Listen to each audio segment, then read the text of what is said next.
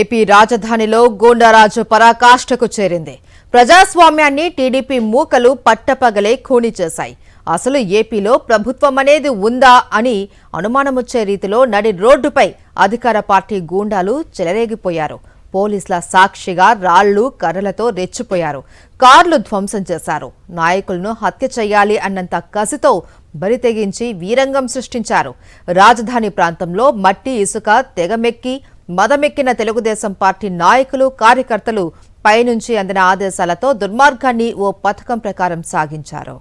తెలుగుదేశం నేతల గూండాగిరి పరాకాష్ఠకు చేరింది. రాజధాని రైతులకు జరుగుతున్న అన్యాయాలను అడ్డుకోవాలని, వారి కష్టాలను ప్రత్యక్షంగా చూడాలని రాజధాని గ్రామమైన పెనుమాకకు వెళ్తున్న వైఎస్ఆర్సీపీకి చెందిన సిఆర్డీఏ రైతు పరిరక్షణ కమిటీ నాయకులపై ఉండవల్లి సెంటర్లో జరిగిన హత్యాయత్నాన్ని చూసి రాష్ట్రమంతా ఉలిక్కిపడింది. రాష్ట్రంలో కూటమి ప్రభుత్వం సాగిస్తున్న అరాచక పాలనకు తాజా దాడి ఘటన ఓ మచ్చుతునకగా నిలిచింది. మంత్రి లోకేష్ నియోజకవర్గంలోనే వైఎస్ఆర్సీపీ నేతలపై దాడి జరిగింది. వైఎస్ఆర్సీపీ నేతలపై రాళ్లు కర్రలు కోడిగుడ్లతో దాడి చేయడంతో ఉండవల్లిలో తీవ్ర ఉద్రిక్త పరిస్థితులు ఏర్పడ్డాయి. టీడీపీ కార్యకర్తలు ముందు నుంచే దాడికి సిద్ధమైన పోలీసులు ప్రేక్షక పాత్ర వహించడం, తన పిఏ సత్యనారాయణ ద్వారా లోకేష్ ఈ మొత్తం దాడిని పర్యవేక్షించడం చర్చనీయాంశంగా మారింది. పెనుమాకలో పూలింగ్కు ఇవ్వని రైతుల పంట పొలాలను నీట ముంచుతున్న రిజర్వాయర్ పనులను పరిశీలించి బాధిత రైతులను పరామర్శించేందుకు 3 కార్లలో రాజధాని పరిరక్షణ కమిటీ సభ్యులు బయలుదేరారు. ఇదే సమయంలో రోడ్డుపై బైఠాయించిన సుమారు 100 మంది టీడీపీ మూక అడ్డుకుంది. ముందస్తు ప్రణాళికతో కోడిగుడ్లు రాళ్లు కర్రలు తీసుకొచ్చినా అక్కడ బందోబస్తులో ఉన్న పోలీసులు పట్టించుకోలేదు. రైతుల ఆహ్వానం మేరకు రాజధాని రైతుల పరిరక్షణ కమిటీ సభ్యులు మాజీ మంత్రి పేర్ని నాని, అంబటి రాంబాబు, ఎమ్మెల్సీలు లేళ్ల అప్పిరెడ్డి, మొండితోక అరుణ్ కుమార్, విజయవాడ పార్లమెంట్ నియోజకవర్గ ఇన్ఛార్జ్ దేవినేని అవినాష్, మంగళగిరి తాడికొండ నియోజకవర్గాల సమన్వయకర్తలు దొంతిరెడ్డి వేమారెడ్డి, వనమ బాల వజ్రబాబు ఉండవల్లి సెంటర్ సమీపానికి చేరుకున్నారు. అంతే ఒక్కసారిగా టీడీపీ నాయకులు కార్యకర్తలు ఎమ్మెల్సీ అరుణ్ కుమార్ కారుపై చేతులు బాదారు. పోలీసులు వారిని ఏమాత్రమూ వారించలేదు.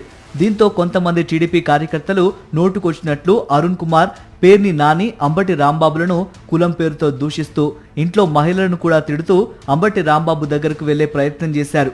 ఈ క్రమంలో కొంతమంది వైఎస్ఆర్సీపీ కార్యకర్తలు టీడీపీ కార్యకర్తలను అడ్డుకున్నారు. దీంతో మమ్మల్ని అడ్డుకుంటారా అంటూ వెనక ఎమ్మెల్సీ అరుణ్ కుమార్, పార్టీ నేత ఉమా మహేశ్వరరెడ్డి కార్లపై రాళ్లు రువ్వారు. మొన్న మీరు ఎక్కడికి వెళ్తే అక్కడ దాడి అంటే పోలీసులు మీకు అండగా ఉన్నారని మమ్మల్ని దాడులు చేసి మా మీదే కేసులు. మళ్ళా ఖచ్చితంగా చెబుతున్నా, రేపు రాయి ఇసిరింది మాలో ఒకడని చెప్తారు. 302, 307 పెట్టినా పర్లా పెట్టేస్తారు, ఆశ్చర్యం లేదు. నేను పోలీసు వారికి డిమాండ్ చేస్తున్నా, ఖచ్చితంగా మా మీద దాడి చేయడానికి ప్రయత్నం చేశారు. మీ సమక్షంలో సిఐ అక్కడ ఉన్నాడు, వీరేంద్ర, డిఎస్పీ మురళీకృష్ణ ఉన్నాడు, వాళ్ళ సమక్షంలో దాడి జరిగింది, విజువల్స్ ఉన్నాయి. అయినా మీరు యాక్షన్ తీసుకుంటారా లేదా? ప్రపంచం చూడాలి, న్యాయ వ్యవస్థ చూడాలి. పోలీసులు పేర్ని నాని, అంబటి రాంబాబు, లేళ్ల అప్పిరెడ్డిలను వెనక్కి నెట్టుకుంటూ వెళ్లారు. అయినా సరే టీడీపీ రౌడీలు ఆగకుండా మరోసారి రాళ్లు కోడిగుడ్లు విసిరారు.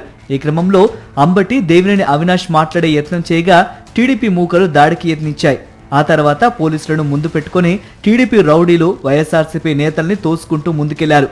సుమారు 2 గంటల పాటు ఈ తతంగం సాగింది.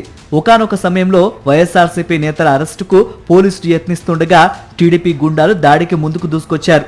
పెనుమాక సంబంధించినటువంటి గ్రామ రైతులు ఎవరెవరైతే ప్రభుత్వం చేత ఇబ్బందులు పడుతున్నారో, సమస్యలు ఎదుర్కొంటున్నారో వారందరూ కూడా వచ్చి మా గ్రామానికి రమ్మని చెప్పని ఆహ్వానించారు. దానిలో భాగంగా ఈ రోజున జగన్ గారు వైఎస్ఆర్ కాంగ్రెస్ పార్టీ ఏర్పాటు చేసిన కమిటీ ఆ గ్రామానికి, పెనుమాక అనేటువంటి గ్రామానికి వెళ్లి ఎవరైతే మమ్మల్ని ఆహ్వానించారో ఆ రైతుల ఇళ్లకి వెళ్లి అక్కడే కూర్చుని మాట్లాడాలని చెప్పనేది ఇవాళ ఏర్పాటు చేసుకున్నటువంటి కార్యక్రమం. వైఎస్ఆర్సీపీ నేతలపై జరిగిన దాడిపై రాజధాని గ్రామమైన పెనుమాక రైతులు మండిపడ్డారు. కూటమి ప్రభుత్వం తమ పట్ల కక్షపూరిత ధోరణితో వ్యవహరిస్తోందని ఈ మేరకు ఒక ప్రకటన విడుదల చేశారు. భూమిని నమ్ముకున్న తాము ఆ భూమిని నిలబెట్టుకోవడానికి పోరాటం చేస్తున్నామని, దీన్ని అడ్డుకోవడానికి కావాలనే హింసను రెచ్చగొడుతున్నారని అన్నారు. తమ తరఫున గొంతు విప్పుతున్న ప్రతిపక్ష నేతలు సిఆర్డీఏ పరిరక్షణ కమిటీ సభ్యులపై దాడుల్ని తీవ్రంగా ఖండించారు. తమ ఆహ్వానం మేరకే వైఎస్ఆర్సీపీ బృందం వచ్చిందని, ప్రజాస్వామ్యయుతంగా జరుగుతున్న కార్యక్రమానికి వస్తున్న వారిని అడ్డుకోవడమే కాకుండా తమ కష్టాలను బయట ప్రపంచానికి తెలియకూడదనే ఉద్దేశంతోనే దాడులు చేశారన్నారు రాజధాని రైతులు.